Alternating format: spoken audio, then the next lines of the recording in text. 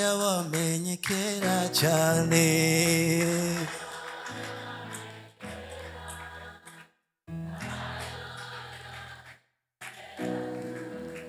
Abayo yabamenyekera, abayo yabamenyekera cyane. Yesu abayo yabame mumpera amashi uyo mwami. Abayo yabamenyekera uyo mwami, abayo yabamenyekera cyane. Hallelujah, uyo mwami. Abamukunda yabamenyekera uyo mwami, abayo yabamenyekera cyane. Yabamenyekera uyo mwami, abayo yabamenyekera cyane. Mumera amashi cyane uyo mwami Yesu. Hallelujah, hallelujah. Abiwe yabamenyekera, itanguro ry'isi ritarashigwaho, abiwe yarabamenye. Hallelujah, hallelujah.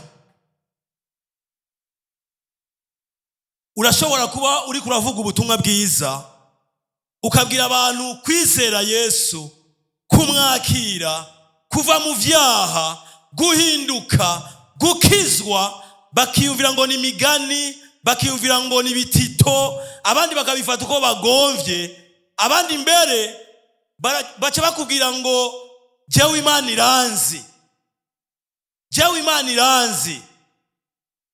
Wamubaza ati Imana ikuzi gute? Ngo je ndazi gusa kwinzi.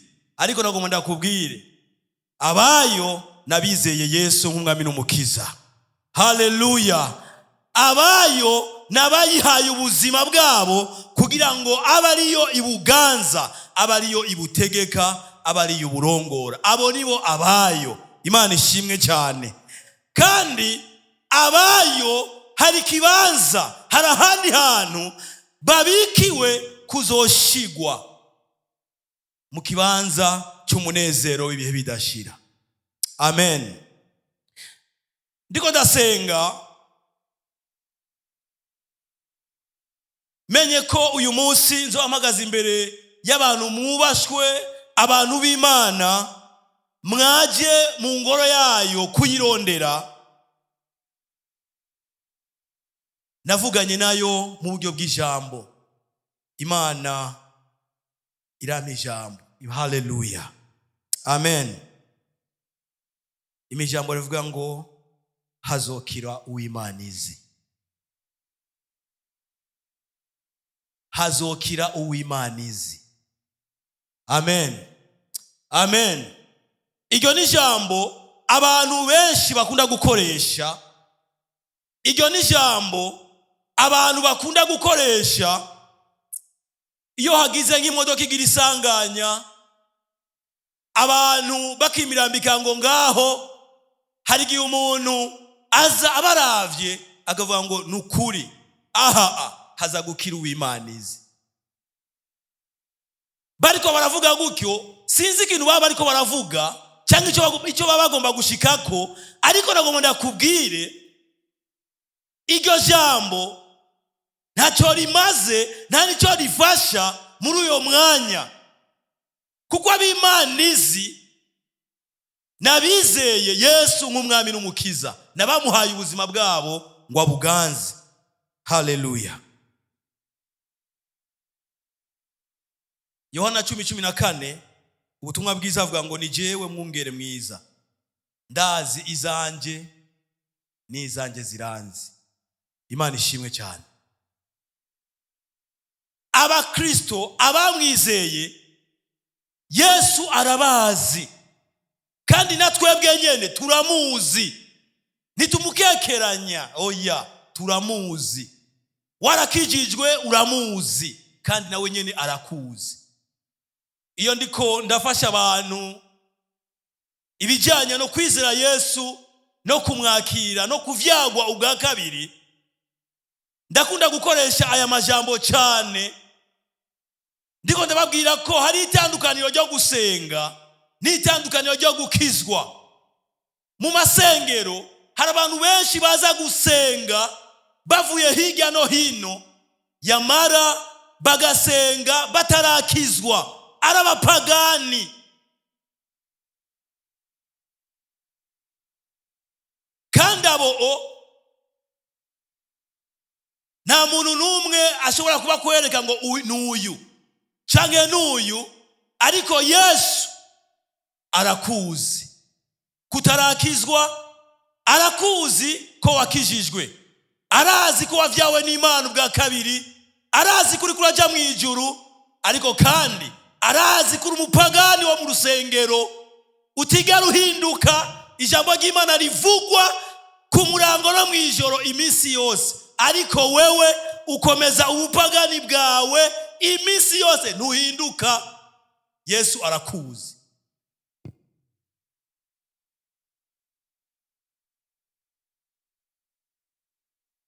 Yamara ikiryoshe ni giki? Icyo nkundira Imana ni giki? Nagomba gutangarize, birashoboka ko ushobora kwinyegeza, birashoboka ko atakindi kikuzana atari kuza gutembera ngaha, ariko nagomba kubwire, hari umunsi utazokwinyegeza, hari umunsi uzoshigwa ku mugaragaro, abantu bose bakamenya ko wari umupagani wo mu rusengero. Imana itubabarire cyane. Amen, amen.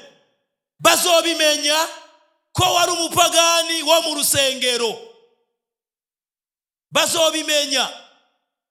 Uyu munsi ni wowe gusubizi, umutima wawe ni wowe ubizi. Burya urazi ko uri umupagani, wowe urazi ko uri umupagani, urazi ko utarakizwa.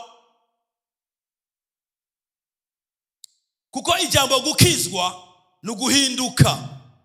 Ijambo gukizwa ni ukuba ufise ubuzima bw'Imana muri wewe. Haleluya. Ijambo gukizwa ni ukuba icyaremwe gishasha, gitandukanye n'icyaremwe cya kera. Gukizwa ni uguhinduka.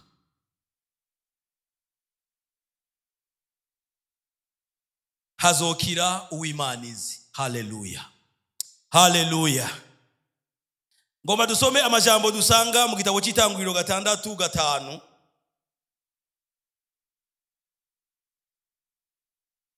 Itanguriro 6:5 avuga ngo, nuko Uhoraho abona ibibi by'abantu ingene ari vyinshi mu isi, kandi ko ivyiyumviro vy'imitima yabo vyamenyereye gukora ibibi gusa na ntaryo.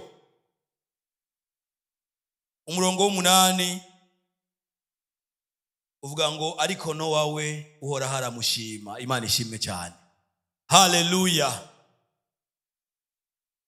Imana muri iki gihe cya Nowa yarabonye ibibi abantu bakora, kandi irabona ko atakindi kintu kiri mu bwenge bwabo no mu vyiyumviro byabo atari gukora ibibi gusa. Iri jambo ndiko ndarisoma ryaranteye ubwoba. Burya two turumva ko mu gihe cya Nowa abari muri iyo si barimbuwe n'umwuzure ukabamara ukabatikiza, wava wiyumvira ati ibyo byose bari bake, wava wiyumvira ati ibyo byose ni bari benshi. Ariko abashakashatsi baremeza neza ko mu isi ya Nowa hari abantu benshi gusumba n'abari muri kino gihe. Umuntu yamara imyaka 900 ariko aravyara abahungu n'abakobwa. imyaka amajana 9, imyaka amajana 9, imyaka amajana 8 aguma avyara. Uno musi umuntu akwiza imyaka 50 afise abana 10. Fata imyaka amajana 5, umva abana bangahe? Imyaka magana 9 cyaba bangahe? Nimumfashe Isaka. Imyaka 50 abana 10. Imyaka 120. Amajana 240. Amajana 360. Bara abantu benshi cyari kirenga, ariko kubera bari barihaye ukugarariza Imana, kubera bari barihaye ivyaha, Imana ibitegereje ibaravye iricuza icyo yabaremeye, kandi ifata ingingo yo kubarandura atanumwe asigaye. Ikintu kibabaje nuko n'ibikoko bitazi ingene abantu bacumuye, imbwa, impene, intama, inka, ingamiya, vyose byaranduranywe n'abantu. Burya hari banga abantu benshi batazi. Burya umunyavyaha uzi umusengere cyane, ari umugabo wawe cyangwa ari umugore wawe cyangwa ari umwana wawe, kubera ko uko umuntu aguma yiha kugarariza no gukora ivyaha, ingaruka y'ivyo akoze wewe mu bana ibi nibimukikuje, hari igihe nawe biguhitana. Imana itubabarire cyane. Amen. Sengera abanyavyaha bakizwe, bwira abanyavyaha ubutumwa bwiza bihane, bizere Yesu umwami n'umukiza, bamwakire bitaruko akaba ari umugabo wawe. Ingaruka ziwe z'icyaha nawe zizogukorako uri umugore. None aborewe bagaca bamutura mu muserege yamenaguritse umutwe, wibaza ngo ninde ajya kumutora? Ninde? Ni mushikiwe? We mke wake ndio utenda kumchukua. Imani tuwabarire cyane. Imani tuwabarire. Abadamu mufise abagabo batarakizwa basengere. Basengere. Umwana abaye umunyavyaha, ivyo gukizwa akavyanka, ejo bakamufata bakamushyira mu mpimba, ni wewe uzohangayika uja kurondera abacamanza, uja kurondera ibiki, urondera amafaranga, uja ugemura usubira. Ni wewe mama wiwe na papa wiwe. Nivyo sivyo? Aba bantu rero bamaze kugarariza Imana. Imana avuga ati bashi nimbwa batunze nta isigara, n'inyabu nta kintu na kimwe kinsigarana, ibikoko n'ibikikuje abantu vyose bija mu ruhagarara, vyose birarimbuka, vyose birakugwaho, vyose biratikizwa. Ariko uw'Imana izi uwo yamenye, umugororotsi yitwa Nowa, umwigisha w'ivyo kugororoka, yababwiye ubutumwa bwiza bakanga kwihana. Nowa we uhoraho aramukiza. Haleluya, haleluya. Imana izokiza uwizi, izotabara uwizi. Umugororotsi yamenye Kristo, yizeye Kristo, uyo Imana izomukiza.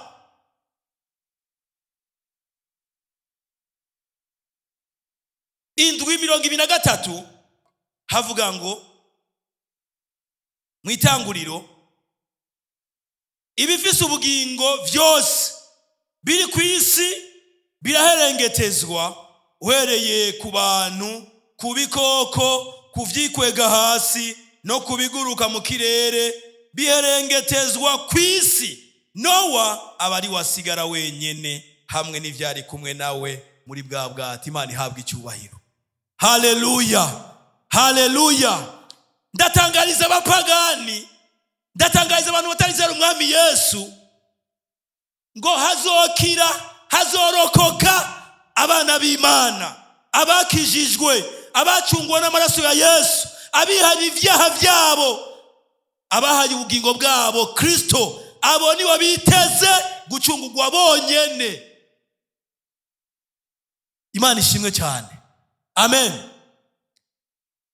Nowa yari mu bandi benshi, ariko ikintu cyanteye ubwoba kandi muri aya majambo, usomye mu cyate Petero yanditse cya 2:5-9, urabona ingene ngo Nowa yari umwigisha w'ivyo kugororoka.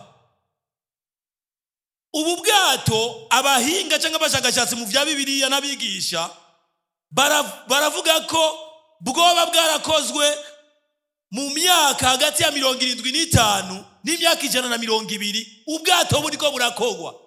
Kandi Nowa yagumye avuga ivy'Imana, ababwira ati nimwihane, reka ubusambanyi, reka ubugarariji, reka ubusuma, reka ivyaha.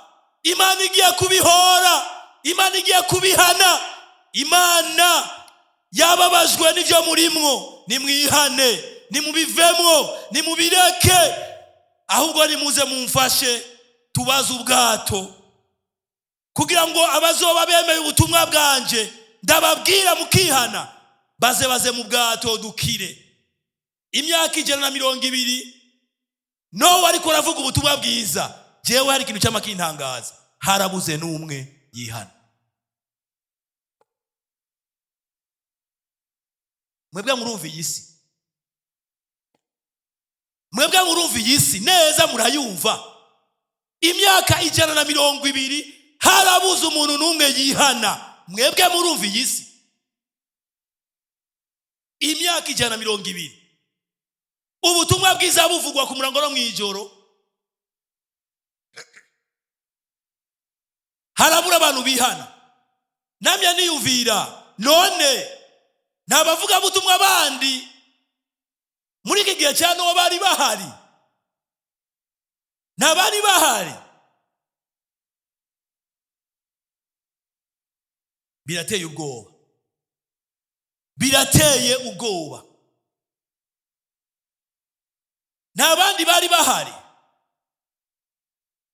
Mbega wibaza ngo nibavuga ivyo Nowa ariko aravuga, wibaza ngo ntabandi babivuga bati wa mutama ariko arasara, ariko aravuga ko umwuzure uzoza, ariko aravuga ko abantu bazopfa nibatihana, ariko bakagoba bavuga ngo reka ujya mutama ariko arafyina nta vyazi. Bakomeza mu vyaha, bakomeza mu vyaha, bakomeza mu vyaha. Umwami Yesu mu butumwa yanditse mu butumwa bwa Matayo 24 umurongo wa 37-39, ayo majambo umwami Yesu avuga ngo nkuko byari biri ku misi ya Nowa, abantu barajya, bararongora, barashingira, barazubara, baba mu gahimbo, baba mu munezero, baradibama, babifata minenegwe, gushika umwuzure ubashitseko urabatwara bose ntibabimenya. Imana itubabare cyane, Imana itubabare cyane. Burya Bibiliya ivuga ngo Imana yaruguruye amarobine y'ikuzimu nayo mu ijuru, imvura iragwa, no muri ayo mazi nyene hari abantu bari bakivuga bati erega oya sibi bandanye.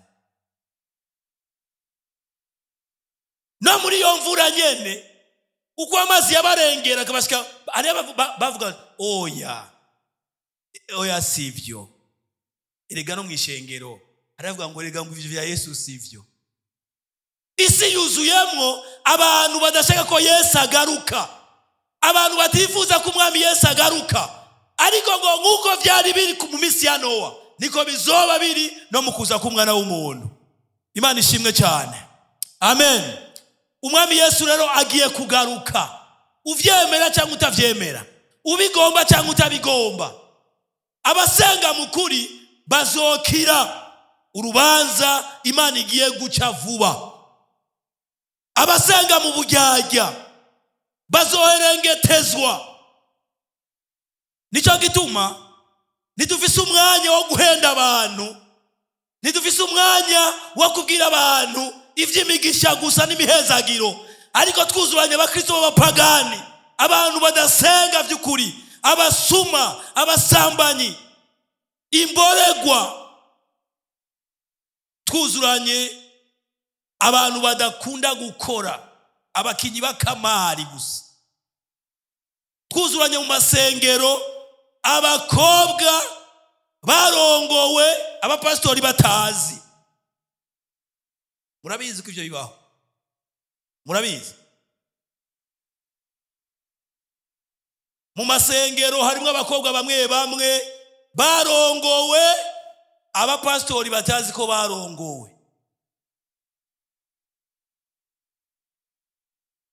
Sio kuimba tu hapa.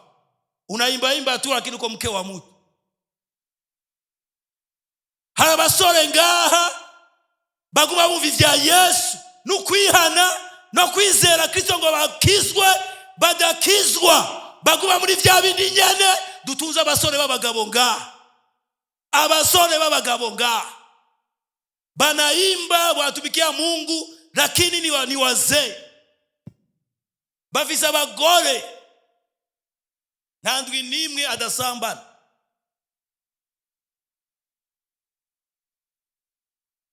Harageze ko mwihana, harageze kw'Imana itangura gukora,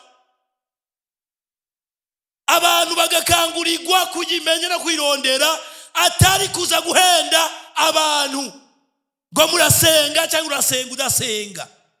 Ni umunsi wo kwihana, ni umunsi wo gukizwa, nibihe vyiza vy'impemburo. Uno munsi mwe mu Imana yambwiye ngo ndakubwire wihane. Bwana Yesu asifiwe sana. Amen. Ukabura umukobwa ufise umugabo narakurambika kw'ibiganza, utamwirukanye uno munsi, utamusezeranye uno munsi ngo wihane, ndakubwire ko ivyawe Imana ibizi.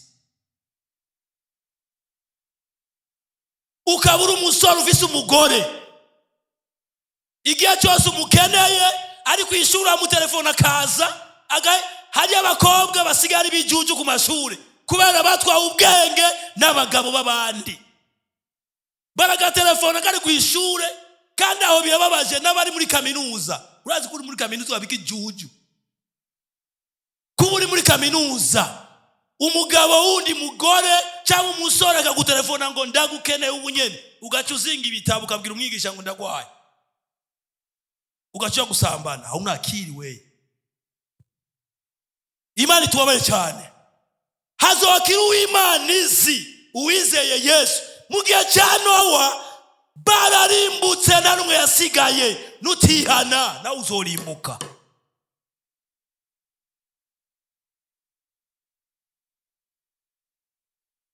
Nowa yarasemereye, yarabivuze ukunyene, abantu bafata minenegwe. Ndagutangarije, ndakwemeje, ndakubwiye ngo hari imbabazi zibonerwa mu maraso ya Yesu gusa.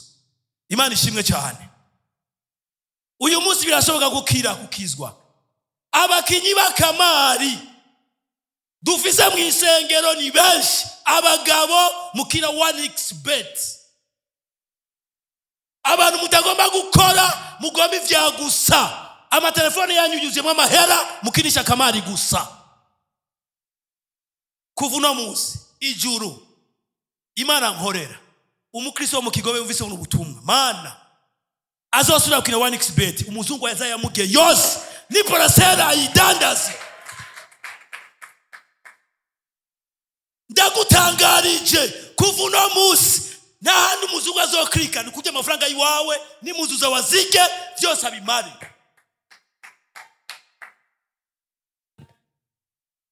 Mwanga gukora kubera iki? Mwanga gukora kubera iki? Abandi turasenga ngo muhezagirwe, turasenga ngo ivyanyu bitera imbere, turasenga ngo urudandazo rwanyu rutera imbere, ariko mukina 1xbet misi yose unafaidika 100,000 muri 1xbet. Umuzungu acaburya bwose, ishikanwa uzana 1,000.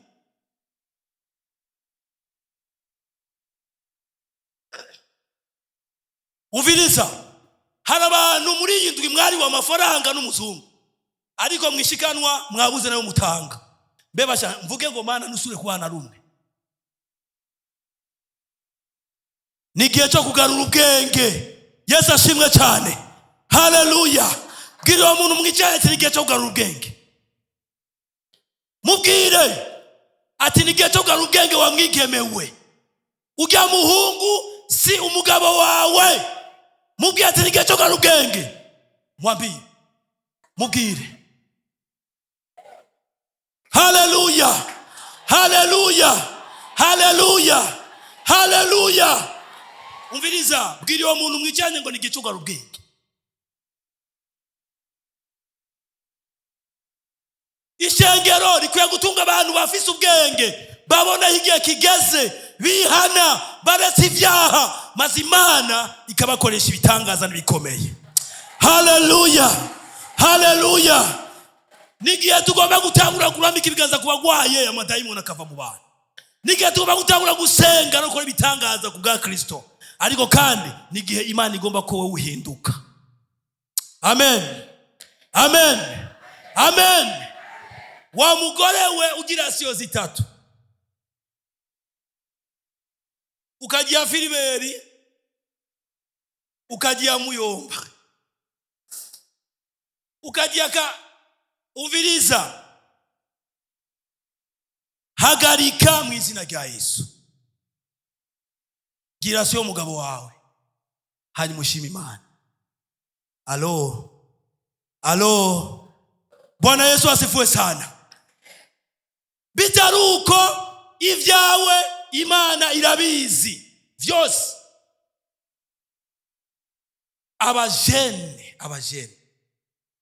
Abajene ndavisa abasore. Ndakunda kubabwira ati Imana turagowe abavyeyi bakinogiye.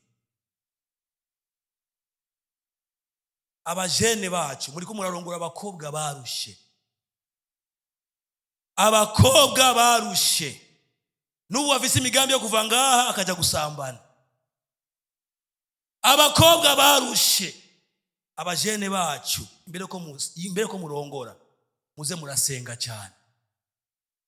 Iyo tubabwira gusenga mwibaza ngo ni migani, mwibaza ngo ni bitito. Udasenze ukarongora umukobwa yarushe, uzoruha gusumba uko arushe. Sio bongo. Ntihagire umuraza kubeshya ko umukobwa yarushe naho mugurira iporasera, naho mugurira imodoka, naho yagira se bijana ku munsi amajana 2, ukamutwara ahantu hari kirori imisi yose. Kama amechoka tu. Huyo amechoka. Baba utaingia. Huyo amechoka. Mwabakobwa mwe mutumva ubutumwa bwiza mutihanye uno munsi ngo muhinduke, mukizwe mwihane ibyaha byanyu, hazokira uwimanizi, hazokira uwizeye, hazokira umugororotsi. Imana ishimwe cyane. Haleluya. Ubutumwa bw'uno munsi buratandukanye n'ubutumwa manu mazi imisi mwumva. Nagomba ndakubwira ngo harageze ku ishengero gihana. Abantu basenga bakihana, abarondera Imana bakihana, abakijijwe abakozi b'Imana tukihana, abana b'Imana tukabandagira urugendo amahoro. Amen. Amen. Amen. Urazi guhembwa amajana 5 ibihumbi amajana 5. Bakaguhemba warariye deni wakinya kamari, ugacuriha, ugacubwira umugore ngo bayibiye mu soko muri ville, ngo ntonze ku murongo, hajyanura abapolisi n'abasuma bahari. Narumvise ngo bariyo, ariko narumvise ko muri ville ngo bashobora kwambura impeta. Imana tubabaye cyane. Amen. Amen. Nigiye cyo kwihana, nigiye cyo kuva mu byaha. Ngomba ndangirize mu majambo ari mu vyahishuriwe Yohana.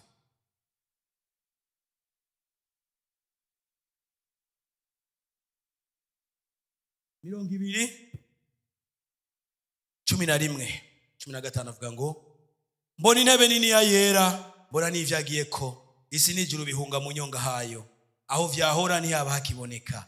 Mbona abapfuye, abahambaye n'aboroshe. Ngomba mbwira abantu bahambaye muri ngaha n'abazo bariko barangurikira kumbuga ngurukana bumenyi.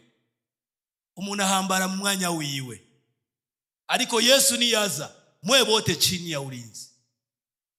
Yesu niyaza atakuzi izina ryawe itaza mu gitabo cy'ubugingo, ntuzovangura generali, ntuzovangura umwami, ntuzovangura buramatari cyangwa ministre, nutizera umwami Yesu ndagutangariza ngo guhona kurakurindiriye. Ndagutangariza ngo urufu rw'ibihe bidashira rurakurindiriye. Hari abantu bavuga ngo jewe ngo ko nkenye, ko ndi umworo, bona kare ngo no kujyanirira ku ipigu. Umviriza, ujya ku ipigu usega udasega, ngo mbona bahambaye n'aboroshe.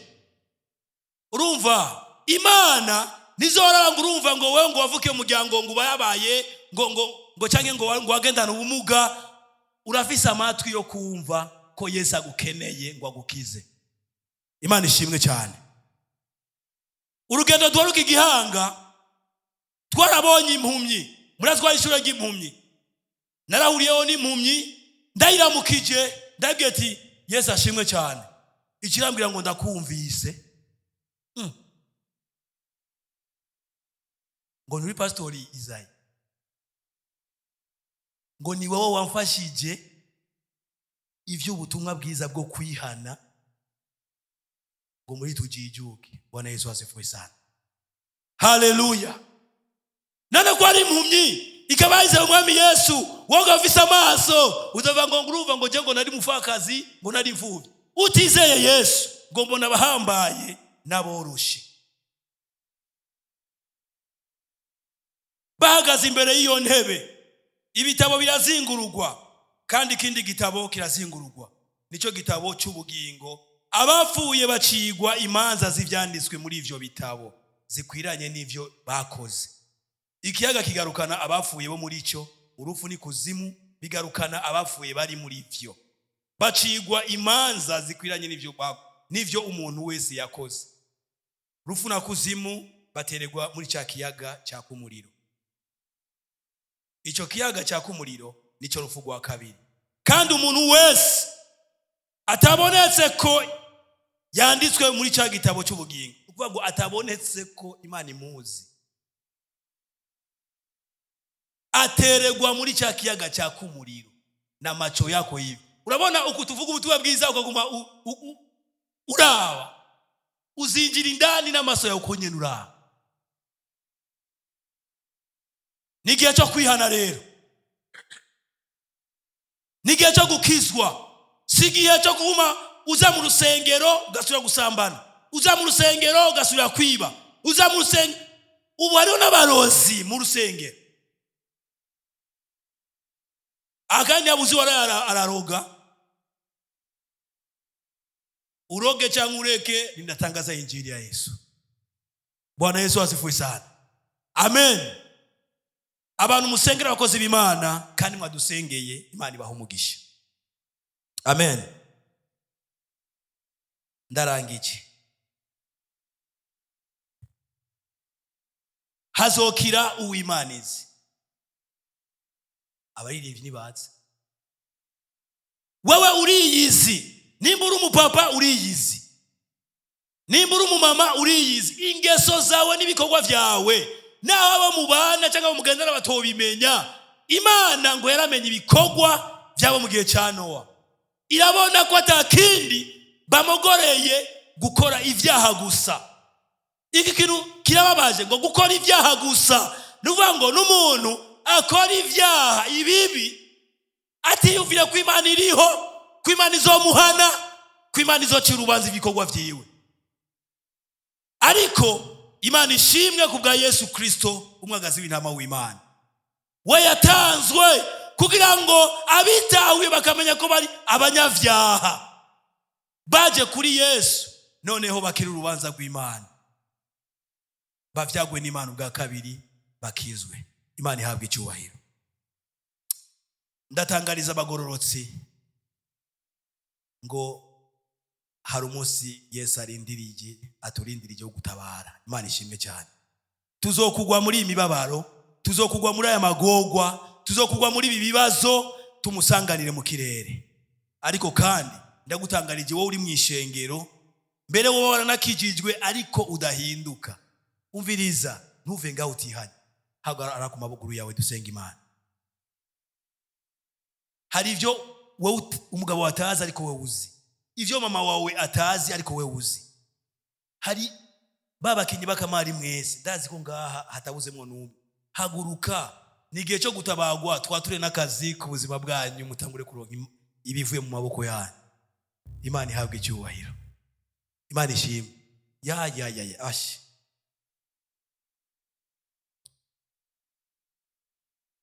Nindagomba kwizera Yesu, nindagomba kumubugingo bwiwe. Yahora yinjira ariko atari bwakizwe, atari bwavyagwe n'Imana ubwa kabiri. Nindagomba inkomezi, nindagomba kwakira intsinzi zubasha kunesha ivyaha amaze imisi agenderamwo, akora agenda nk'ikijuju. Ugiye gusubiza wa mugabo w'abandi, wa mugore w'abandi, wa mwana w'abandi, avuga ati Mana singene kuba nk'abo mu gihe cya Nowa. Haguruka ku maguru yawe abiri dusenga Imana. Kandi mudahagurutse, udahaguruka nta ngorane cyinshi, turasenga twitahire.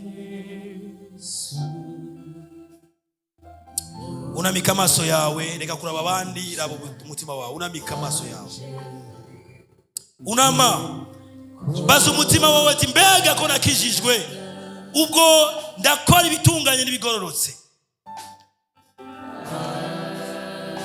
Mbega ko nama mu rusengero, ubwo narize umwami Yesu, mbega ko nahinduka. Uhaguruke ku maguru yawe dusenga Imana.